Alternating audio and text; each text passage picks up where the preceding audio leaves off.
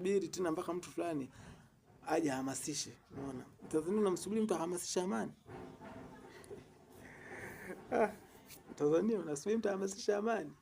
Hapana bwana, tuhamasishe amani wote. Wote tuhamasishe amani. Amani iliyopo iendelee kudumishwa. Umeona? Usikubali kufa ukaacha amani haipo. Yaani endelea kuishi yaani unapokufa wewe amani yake bado inaendelea kuwepo. Yaani ulioikuta usiendelee kuwepo.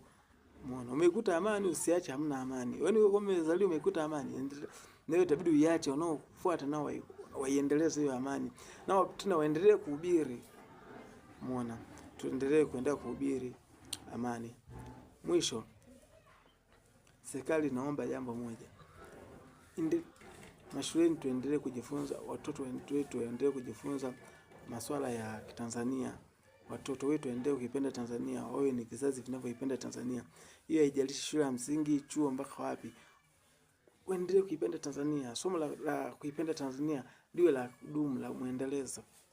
Isiwe swala la siku 2, 3, au isiwe la fomu ngapi au darasa la ngapi. Liwe ni swala la kitaifa. Ndio iendelee daima.